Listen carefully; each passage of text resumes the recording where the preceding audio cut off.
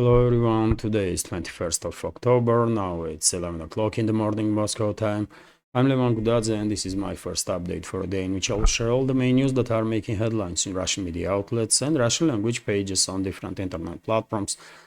Second update will be published later on in the evening time on my Patreon and Boosty pages, and if you want to receive some more news from Russia, please consider to join our communities on Patreon and Boosty, where I have not just a second news update on weekdays, but also some non-political content. For example, today I will publish a new episode of Behind the Scenes in just a couple of hours time.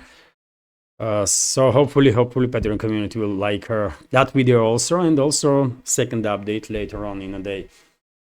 Links are on this video in the description box and in the pinned comment, and I will just say that monthly subscription on my Patreon starts from $5 and on Boosty from $6 approximately. It always depends on exchange rate.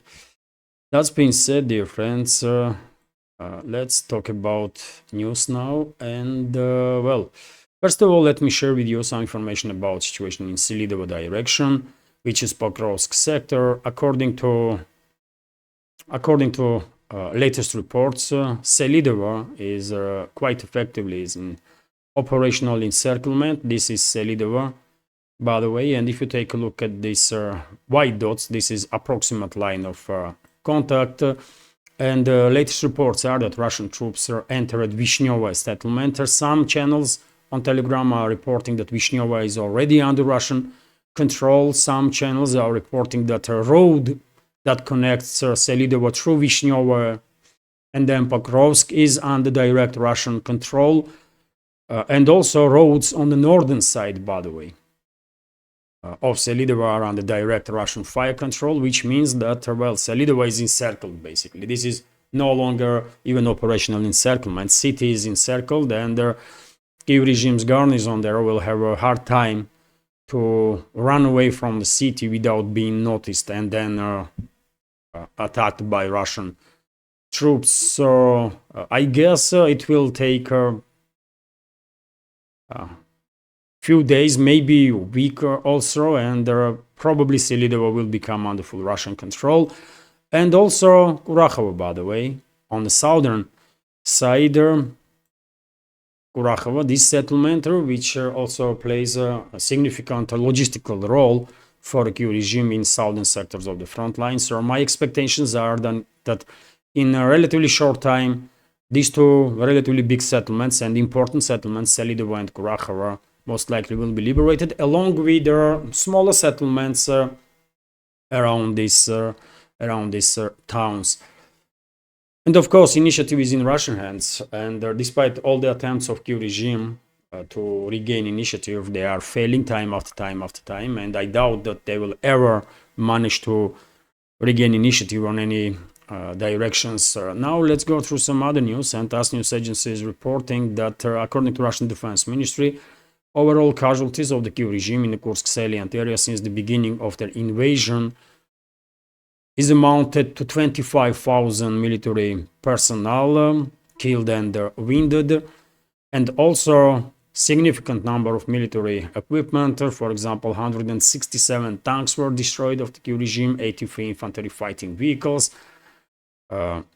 also 103 armored personnel carriers, 964 some other type of armored vehicles, usually carrier vehicles like Max Pro, for example, 660 motor vehicles that was transformed for military use, 210 artillery pieces, 38 launchers for the MLRS, including 9 US-made HIMARS systems, plenty of air defense launchers and radars, engineering equipment, and so on. Overall, Kiev regime lost in this direction not just more than 25,000 military personnel, but also about 3,000 different type of military equipment, which is a huge number, obviously, which is a huge number. And if you are wondering how many brigades of the Kiev regime were involved in this confrontation, I can give you this news that according to Russian fighters that are involved in counter-terrorist operation in Kursk salient area, right now Russian troops are conducting strikes on formations of 14 brigades of the Kiev regime. So 14 brigades right now, I guess some brigades were withdrawn from this area completely due to heavy losses.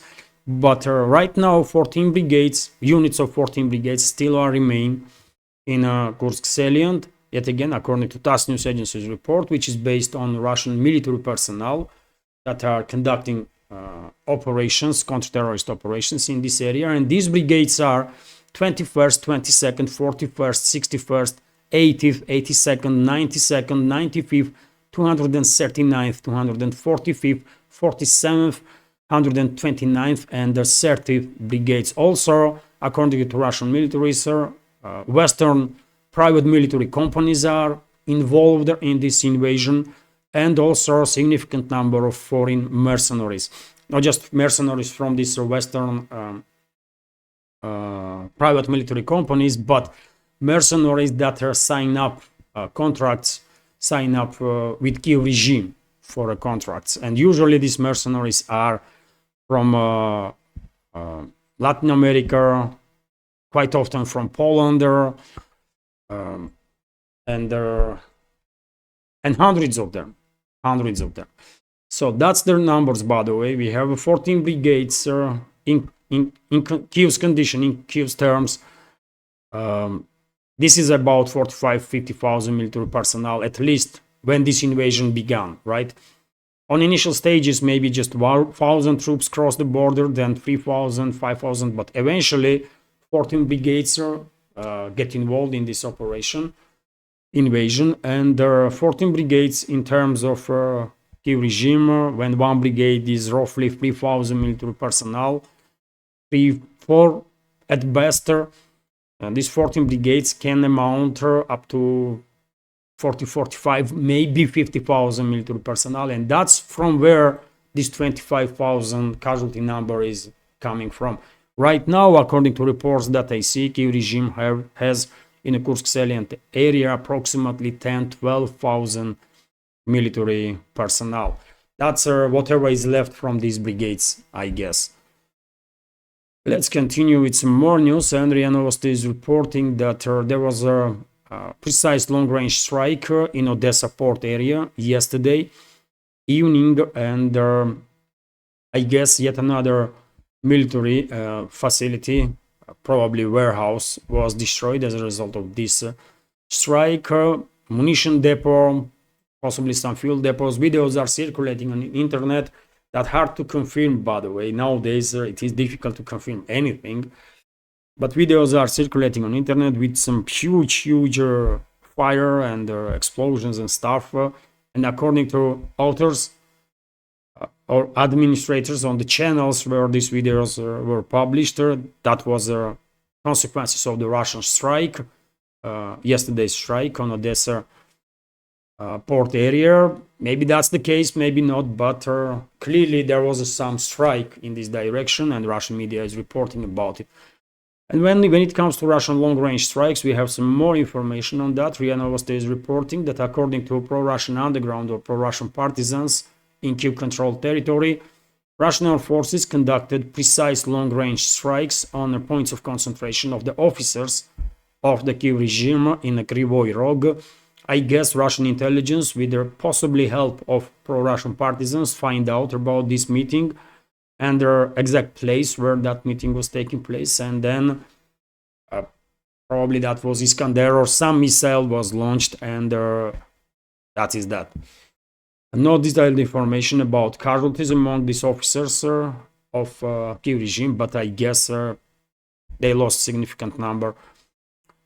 TASS news agency is also reporting based on statements of Vladimir Rogov, head of We Are With Russia NGO, that is active in Zaporozhye region, and also lately he has some new position. So let me translate his new position, by the way. It's a long one. There is no way I'm going to remember this. So, chairman of the Commission of Sovereignty, Patriotic Projects and the Support for Veterans of the Public Chamber of the Russian Federation, Vladimir Rogov. So, that's his title now of his work. So, he is reporting about Russian long-range precise strike on a shipbuilding plant in Zaporozhye, on the Dnieper River, on the bank of the Dnieper River, where Kiev regime, with the active support of its NATO backers, first of all UK and US, were producing these maritime drones. And I guess after this strike on that plant, Kiev regime and its NATO allies will no longer be able, at least for time being, to produce or to assemble whatever drones they were producing there. Obviously, this is combined. This was a combined project of the NATO and the Kiev regime. Probably all the spare parts, or majority of the spare parts, were delivered to Kiev controlled territory, and this plant was chosen for assembly line. This plant was targeted. And I hope they would not be able to produce anything anytime soon. RIA Novosti is also reporting that mercenaries from Latin America are begging basically Kiev regime to evacuate them from Chisov Yar. That's quite interesting.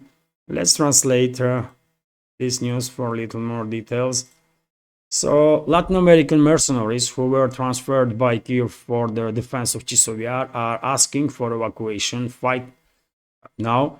Fighters of the Russian group of troops Sov told RIA Novosti, referring the radio intercepts. We intercept a lot of their requests for evacuation. It is known that among them, Spanish-speaking mercenaries, they are wounded soldiers also, and I'm not sure they will be evacuated. And in Chisov Yar directions, by the way, developments are definitely hitting lately, and the Russian troops are conducting quite successful local-scale offensive operations on the northern side of Chisov Yar, on southern side of Chisov Yar, inside the Chisov Yar itself. Russian Air Force is actively working to destroy whatever points of concentrations of their Kiev regime's forces, and the mercenaries will be located in the vicinity of the town or in surrounding areas. So I can understand that whatever troops Kiev regime has in this area, they want to be evacuated, but hardly that will be the case. Probably these Latin American mercenaries will find their last day in Chisov Yar. That's gonna be it. And if they think foreign mercenaries in other sectors of the front line are in any better conditions or any more safer, then they are wrong, because we have this report from RIA Novosti about Russian strikes on points of concentration of the foreign mercenaries that are fighting alongside Kiev regime in Sumy and Kharkov directions. No precise information about casualties among those foreign mercenaries, but I guess casualty numbers are very high, because whenever FAB 500, FAB 1500 or FAB 3000 or Russian Iskander missile targets point, it is going to be some sort of miracle to survive there. So therefore, I guess foreign mercenaries have bad time, not just in Chisov Yar, but also in Sumy and Kharkov direction. Also, Vzгляд newspaper is reporting, dear friends, about opinion piece of Bloomberg's columnist Max Gastings. And I have to translate this news, because this Mark Gastings is writing about something that another Western propaganda outlet Le Monde is actually contradicting with its report. So let's go through this news here. So Washington does not see a scenario for Kiev's victory in the conflict with Russia, despite their 135 billion in military aid. This number is significantly higher, I guess. But anyways, and the West's attention is increasingly focused on the Middle East, which makes it difficult to support Ukraine, writes Bloomberg's columnist Max Hastings. According to him, even if Kamala Harris becomes president of the United States, she will probably seek an agreement to end the conflict. Washington doubts the possibility of a victory for Ukraine, despite their impressive military support. And by the way, I will add here that Washington doubts not just or not necessarily Ukraine's possibility to win this proxy war against Russia. No, Washington and Western ruling elites in general are beginning to doubt that they are capable of achieving strategic defeat of Russia. That's what is happening here, right? Hastings also notes that in the context of the wars in the Middle East, their attention of the Western countries is increasingly focused on the confrontation between Israel and Iran. In this context, it has become more difficult for Kiev to convince its allies of need of further support at the West. According to the columnist, is already of Ukraine's problems already tired of Ukraine's problems. So yes, Hastings is also talking about this fatigue, Ukraine fatigue, that recently Foreign Minister of Finland also spoke about, and some number of other officials among NATO member states. So yes, it is interesting. In addition, Hastings believes that Ukraine's admission to NATO remains unlikely. The US is very off taking such steps, and Germany, along with other European countries, may veto any such agreement. So there are some points that we can probably agree with this piece from a columnist of the Bloomberg. There is clearly Ukraine fatigue. Many officials in the West clearly are tired of Ukraine and Ukraine's problems, that's for sure.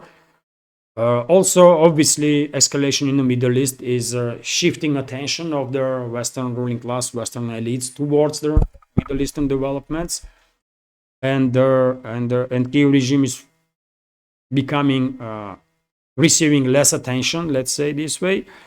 Although when it comes to topic of NATO, Ukraine joining NATO and that kind of stuff, when Hastings is saying that Washington is reluctant to agree on that, Germany and some other European states also on other part of the other side of the Atlantic. Well, we have an article in Le Monde, by the way, on this topic, according to which US no longer against Ukraine joining the NATO, which is quite dangerous stuff if true, isn't it? And in that case, we can all understand why Viktor Orban, Prime Minister of Hungary, said a couple of days ago that this so-called victory plan of the Zelensky is terrifying because it involves Ukraine to join NATO, which means potentially direct full-scale conflict between NATO and Russia, which in turn means the end of everything. So let's go through this news here, and you tell me, dear friend, which Western propaganda outlet is correct. Bloomberg and the Bloomberg's columnist, when they say that US and some European states will not allow such a development, Kiev regime to join NATO, or Le Monde, which says exactly the opposite. So American objections to Ukraine's entry into NATO have been eliminated, a diplomatic source in Europe told the French newspaper Le Monde. Washington and Berlin previously blocked the expansion of the alliance, while France and Britain supported such an expansion, their source told Le Monde. Now, the United States no longer has any objections to Ukraine's entry into the North Atlantic Alliance. Other sources of this French newspaper pointed out that a change in the US position could have an impact on Germany also, which is, yes, quite logical assumption, because Germany's formally Germany's leadership, Scholz and his government, I mean, they are most likely they are subservients of the Langley, right? CIA, Washington, if you want. So yes, if Washington wants Ukraine to join NATO, that's what Germany's this occupying regime gonna want, right? This is not Germany, it's US occupying regime in Germany. That's a right way to say it, I guess. So anyways, you tell me, dear friends, which media outlet or propaganda outlet of the West is correct in this on this topic. If Le Monde is correct and sources of Le Monde, then that's clearly, I mean, terrifying perspective, isn't it? Because if Biden's administration in their last days want to escalate this confrontation, this proxy war against Russia, on a whole new level, and actually bring Ukraine to NATO, then wow, that's gonna be war between Russia and NATO, right? Although, of course, according to NATO's internal documents, each NATO member state have to decide on its own, even if fifth article being used by one of the members, and each country will decide are they participating in some hostilities or not. But that fifth article is still there, isn't it? And if Ukraine is joining NATO, which seems absolutely crazy idea, but I mean, when we are talking about Western ruling class,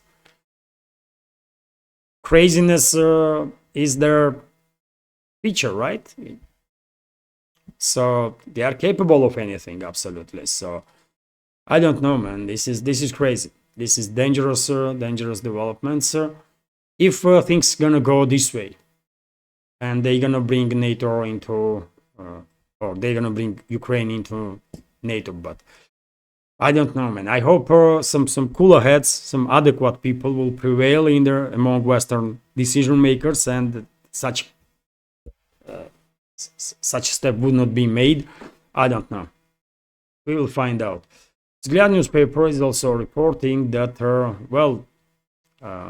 Pentagon head of Pentagon Lloyd Austin is in Kiev, or supposed to be in Kiev, and there were expectations before his visit that probably Austin will make announcement about lifting restrictions on long-range strikes deep inside the Russian territory by Western long-range missiles. Although Wall Street Journal come up with an article that denies such claims or such predictions. According to Wall Street Journal, Lloyd Austin will not make any such announcements about lifting any restrictions during his visit with in Kiev. We will also find out.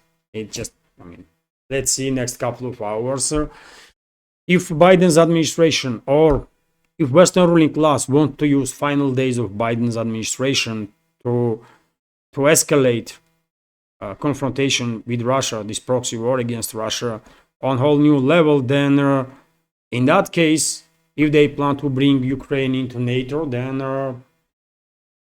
Lloyd Austin may also make statements that they are lifting any restrictions on strike deep inside the Russian territory. And as Russian leadership stated earlier many times, such strikes, such long-range strikes, if they will take place, will be perceived by Moscow as direct attack of NATO member states on Russia, and Moscow will retaliate accordingly. So let's see. Also, dear friends, this somewhat interesting news from RT that Germany and UK are about to sign historic defense pact, according to Sunday Times, Western propaganda outlet. Again, as you can see, dear friends, Russian media is paying quite a lot of attention to Western propaganda outlets and articles there. So it's not just not banned, by the way, in Russia, these Western articles. Russian media, including state-run media, art is state-funded, isn't it? And state-run media, by the way, quite often shares some articles, some information from articles that was published in Western propaganda outlets with the public. Anyways, let's go through this news. So the UK and Germany will sign bilateral defense agreements this week, paving the way for both nations to step up their military drills near Russia's borders. The Sunday Times has reported that under the terms of the deal, Britain and Germany will cooperate on arms procurement and developments, with their agreement serving as a first step for a larger deal between the UK and EU next year, the British newspaper reported. The pact is expected to enable British and German forces to conduct joint military exercises on NATO's eastern borders with Russia, most probably in Estonia and Lithuania. The Times noted without offering further explanations. So, okay, process of militarization of the Western world continues and seems unstoppable. After all, Western ruling class started this proxy war against Russia and all this process of demonization of Russia for a reason, right? They are afraid that they are losing grip on this world, they are losing control, and they want a militarized West. They want militarized Europe, they want militarized US, Canada. US is already militarized as much as possible, but they will bring in Canada also. They will bring in, and they are already doing this, Australia, New Zealand, all the other countries that are considered part of the collective West. And Western ruling class will do whatever it takes to make sure that process of militarization in these countries are unstoppable. They will bring in ideology. Obviously, they will terrify people. They will scare hell out of people by different bogeymen. In global south, they will use China as a bogeyman. For Europe, they are using Russia, and every other day there are reports, articles, talk shows how Russia gonna attack this country and that kind of crap and nonsense, right?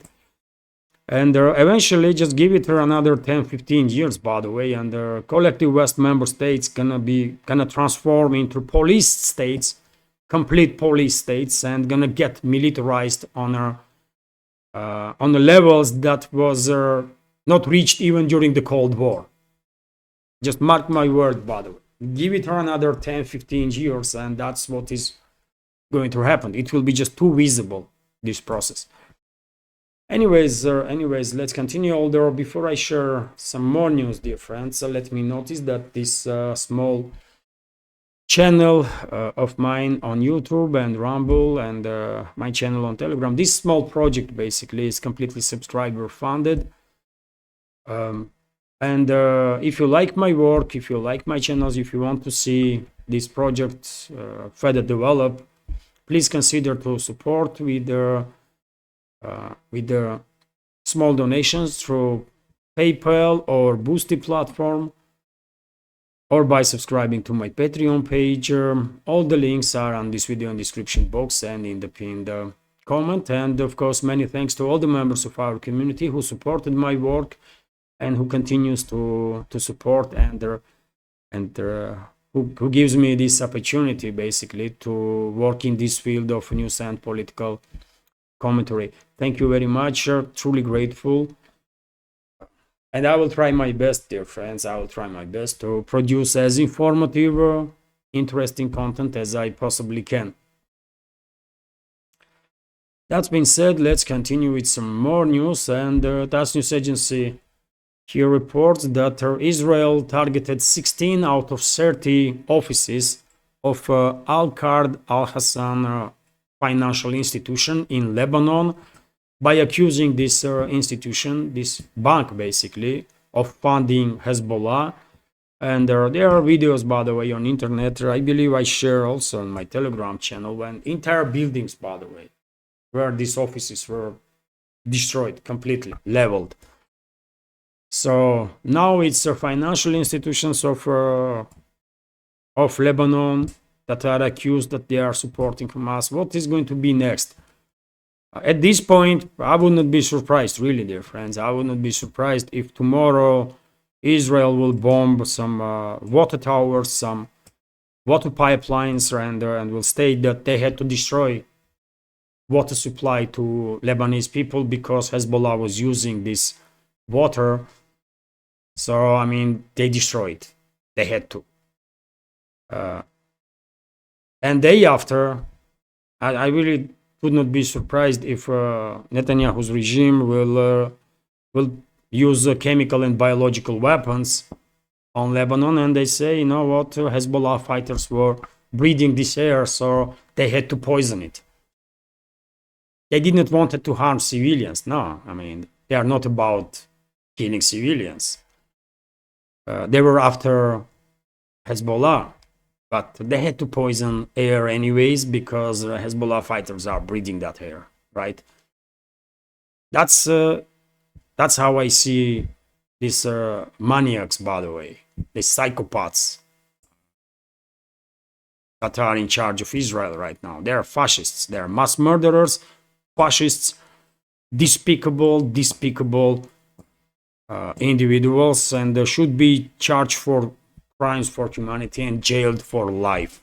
From Netanyahu to every single criminal there that were giving orders and participating in killing of civilians, in mass killings of civilians in the Gaza Strip, in the West Bank, now in Lebanon, and also in Syria, by the way, and in Yemen.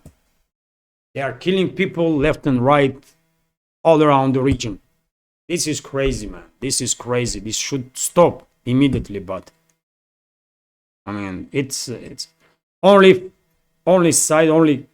major decision-making center in this world that theoretically Netanyahu's regime will listen is Washington, and Washington not gonna do nothing, right? Just the statements that they are calling for Netanyahu's government to, you know, act cautiously and blah blah blah. That they are calling them for a year now, right? And doing nothing, while it only takes like one phone call, strong demand that no more killings of civilians or else. That's it. So yes, now Israel is destroying civilian infrastructure of Lebanon. Probably they want to level Lebanon in the way they did in Gaza Strip. I don't know, man. I don't know. These psychopaths, by the way, are capable of any crimes. They already prove it, right? And I don't believe a single word that comes out from these criminals, by the way. Netanyahu and the rest of the garbage, man. I don't believe a single word that comes out from these mass murderers. TASS news agency is reporting that US's THAAD air defense system is not just in Israel, but it is operational now, which means that, well, probably in upcoming days, Israel will attack Iran. Probably. That's why this THAAD system was delivered by US to Israel, right? Deployed. And it's operational now, which means that give it another couple of days, maybe week, and probably Netanyahu's regime will conduct some strikes on Iran. We'll find out. But yet again, what I just said, dear friends, despite all the crimes that Netanyahu's regime committed against humanity, that's what US does. Instead of using its influence in the region to de-escalate. What US leadership, what Western ruling class is doing is escalating, deploying some weapons, intelligence, and so on to further enhance this craziness of Netanyahu. And you know why they are doing this, or at least I think I know why this is happening, because I believe Western ruling class wants regional war in the Middle East to shut down navigation on the Persian Gulf and through Hormuz Strait and cut off China from Middle Eastern energy sources. That's what it is, dear friends. I am 110% convinced on that. And that's why Western ruling class is not even trying to de-escalate. It's exactly the opposite is happening. They are encouraging Netanyahu and other crazies in Israeli regime to further expand confrontation, to provoke regional war that they want to see. TASS news agency is reporting that, there was elections in Moldova, isn't it? Yesterday. There was presidential elections and also a referendum on the topic of joining EU. And, it will be second tour of presidential elections because according to latest numbers for this moment, some 41% voted for Maya Sandu, this asset of the CIA and the West, and 26% voted for opposition candidate. So it's clearly second tour. And dear friends, I already shared information about it that Sandu's regime, Western ruling class basically, and their puppets in Moldova, in Moldova's government, did whatever they could to somehow falsify these elections, intervene, and come up with the numbers that they want to see, but they were still unable to do so. This Maya Sandu, this puppet of the CIA, was unable to win. Can you imagine? They falsified numbers big time, but still they could not reach more than 51%, at least for now. In several hours time, they can come up with another number that might say Maya Sandu receives some, I don't know, 55, 60, 70%. But after 97.88% of the ballots were counted, Maya Sandu had only 41.84%, right? Which is definitely defeat of their Western ruling class and their puppets in Moldova. Definitely defeat for them, because despite all the attempts to falsify these elections and do this and that, so many people are against this regime in Moldova that they could not overcome this protest voting, right? So formally, second tour will take place of the presidential elections, and also, dear friends, there is a referendum in Moldova, right? Referendum also on topic of joining EU. And what the hell, man? When you are opening so many files, by the way, that's what's happening. So in a referendum, somewhat similar story. Citizens of Moldova, Moldovan society is divided big time, and I reported about it in my previous updates. And the results on referendum clearly demonstrates this divide. Sandu's regime try hard with falsifications to come up with a 50%, 50.05%. They try hard, by the way, to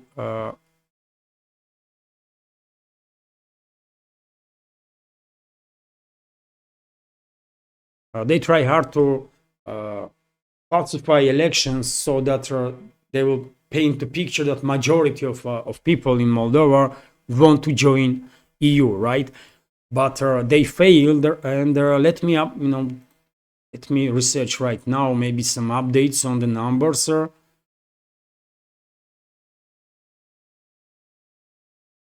Let me update right now, because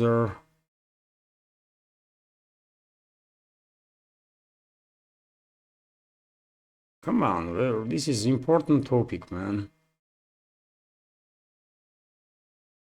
Okay, latest number at least that I have is that it's 50-50 approximately. It's a 50-50. Despite all the attempts to falsify elections and paint a picture that majority of the Moldovan citizens want to join NATO, no, not NATO, but EU, latest results before I started recording this update was that 49.95% voted to join the EU and 50.05% voted against it. Although I'm quite sure they will continue to falsify numbers, and they will eventually come up with 51% for joining NATO, or maybe 52%. They will manipulate with numbers. They will do something about it, right? To at least receive more than 50% of their votes, to paint basically more than 50%, and they will do it. But numbers clearly demonstrate how divided this society is, and that's why I'm saying that give it another 3 to 5 years, maximum 10 years, by the way, and there will be no Moldova on the political map. This deeply divided society most likely will divide a republic in number of parts. One part will join Romania, another part may choose to go independent, or completely independent, or to conduct referendums and join Russia. But as a united state, Moldova, or United Republic, Moldova is, I mean, not gonna survive. It's just not possible. It's just not possible. And also, dear friends, we have this report that one of the biggest opponents of Turkish President Erdogan died in US. And this person was accused of terrorism and attempt of coup d'etat in Turkey. So the preacher Fethullah Gulen, the leader of the FETÖ terrorist organization declared in Turkey, died in the United States, where he lived since 1999. This was reported by the portal Herkul, which is close to FETÖ. Information about the death of 83-year-old Gulen was confirmed by his nephew Ebusim Gulen. CNN Turk TV channel reports. It is reported that Fethullah Gulen died on October 20th in a clinic in Pennsylvania. Turkish authorities accused Gulen of plotting a coup d'etat in July 2016. As a result of the two-day standoff, more than 250 people were killed and 2,200 were injured. Ankara has repeatedly demanded that the United States extradite Gulen, and also stated that it will pursue FETÖ supporters until the last of them is brought to justice. Turkey regularly conducts operations against Gulen's supporters. So that person, that was kind of arch enemy of Erdogan, was died in US. So it's going to be relief for Erdogan and his supporters that this quite a strong group of their enemies that were receiving support from CIA, from Washington, clearly will gonna struggle, at least for the time being, right? Before they will come up with a new leader, and it is not factual that they will manage to come up with a new leader. So who knows? Maybe this development will strengthen significantly, or embolden significantly, Erdogan and his supporters. Who knows? Let's see.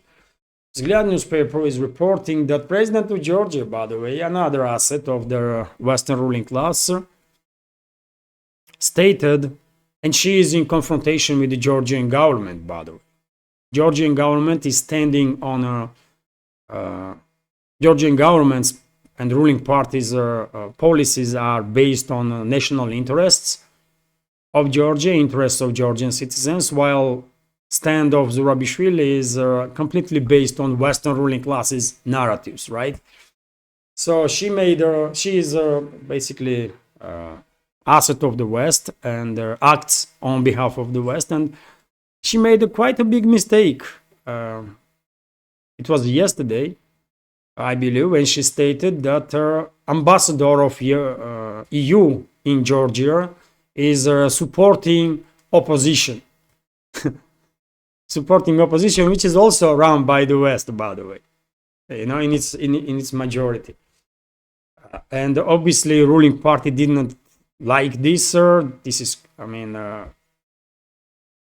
first of all, Georgian president should keep neutral, right? And she is not doing this. She is clearly acting as an opposition leader. And then she is saying that European ambassador or ambassador of EU is supporting opposition. She wants to somehow build up support for this so-called opposition that is controlled by US mainly. But it will not work. It will not work because people of Georgia, they know perfectly well. At this point, after 20, 30 years of Western domination over the Georgia, they know what West means. West means to lose your traditions. West means to lose your national values. West means to lose your traditional values. West means attacks on your religion, right? Western ruling class, by the way, and dominance of the Western ruling class, and the Western world itself is undergoing very same pressure, right? And societies in the West, and that's why many people in the Western countries are emigrating in whichever place they can, and whichever place they see fit for them, where normality is respected. And traditions are respected, and family values, and Russia is one of the most popular destinations for migrants from Western world, right? For a reason. So Georgian people know what dominance of the Western ruling class means, and they want none of it, right? So therefore, I have no doubts, ruling party in Georgia will receive majority of the votes. No doubts about it. Although, unfortunately, Western assets in Georgia, US assets in Georgia, first of all, including Salome Zurabishvili, so-called president there, and so-called main opposition parties, they're not gonna accept elections results, and most likely they will try to destabilize country with active support of the Western secret services. They might even use mercenaries from Ukraine, including Georgian mercenaries that are fighting in a foreign legion. They may employ them to conduct destabilization and eventually regime change. So Georgia is about to enter a very difficult period in its history. Elections are taking place on 26th of October in just 5 days. So let's see what is going to happen. But clearly, society of Georgia and government of Georgia have to be prepared. Have to be prepared for whatever provocations are about to come from these Western assets. And there will be provocations, by the way. Mark my words. There will be a lot of provocations, and I hope they will fail. I hope Western assets in Georgia will fail, because they're gonna destroy this country finally, by the way. If they prevail, if they manage to conduct regime change, they're gonna sacrifice Georgia, by the way. They're gonna sacrifice Georgia for geopolitical agenda of the West. Just mark my word. Anyways, let's continue. And by the way, also, same time, statement of Zurabishvili itself is quite revealing, isn't it? that ambassador of the EU is supporting opposition. I mean, if this is not direct involvement in internal politics, then what the hell is that in that case? You know, it's a Western ruling class, isn't it? Western elites that always whining about interference in their elections and in these processes and that processes from by other countries. They always mention Russia, China, some others. And let's look what they are doing, by the way. Ambassador of the EU is supporting opposition. Is that their involvement in internal affairs or not? And recently, by the way, there was also statements from US representatives, from UK representatives that were also clearly in support of this so-called opposition, understandably so, because they are in support of their assets, right? So this is not even double standards on part of Western ruling class, by the way. It's just, Anyways, few more news, dear friends. RT is reporting that unfortunately Brazil's president Lula had to cancel his trip to BRICS summit in Kazan that will start tomorrow and will last until 24th of October. So Brazilian President Luiz Inácio Lula da Silva will not be able to travel to Russia for their annual BRICS meeting due to an injury he sustained earlier this week.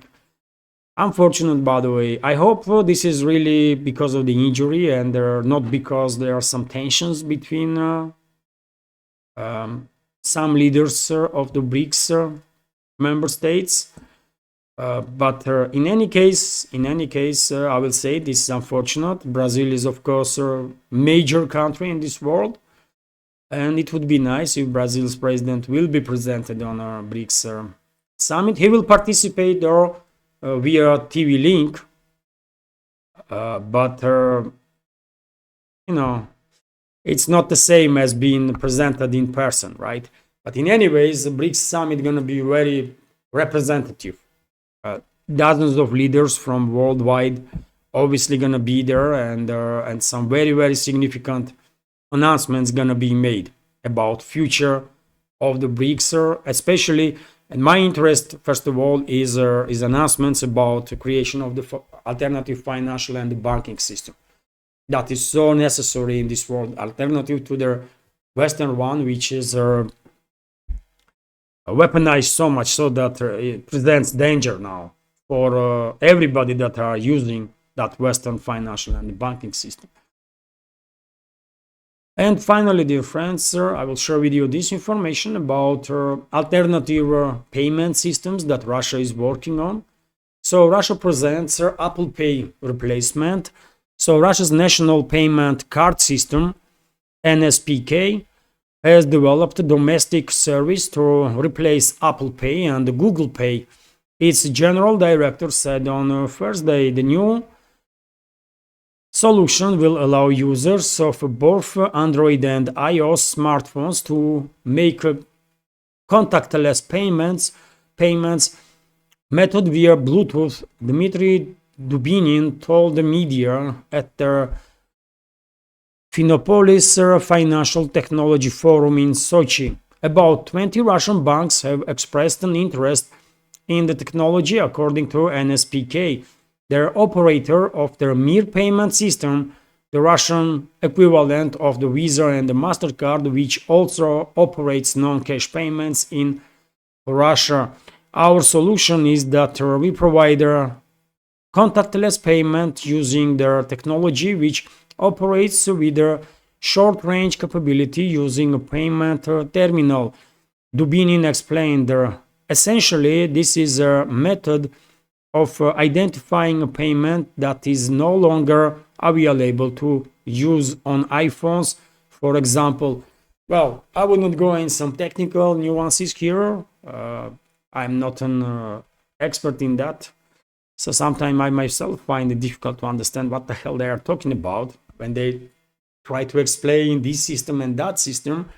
But, well, it is good to know. It is good to know that these alternative payment systems alternative financial systems being created and will continue to be created in BRICS member states, in Russia, in BRICS member states, to basically finally come up with a major financial and banking system that will replace Western one for this world. Maybe not necessarily for Western world, but I'm quite sure Western businesses will also happily use these BRICS alternatives, right, to do business with the rest of the world. So I expect some big statements on that topic, as I said, during the upcoming BRICS summit. And well, it is good that Russian, this financial institution, national payment card system, come up with a replacement for Apple Pay and Google Pay. Great. And that's it for today's first update. Relatively long one, 55-56 minutes, but hopefully you will find it informative, interesting, entertaining. And if so, please click that like button, leave some commentary just about anything. Maybe we will manage to influence algorithm and reach wider audience. And for very same reason, if you can please share information about my channel with your friends on any of the platforms that you are actively using, or in real life. And finally, if you like my work, if you like my channels and want to support, you can do it with donations or by subscribing to my Patreon page or Boosty page. All the links are on this video in the description box and in the pinned comment. This is it for now. Have a great day and take care.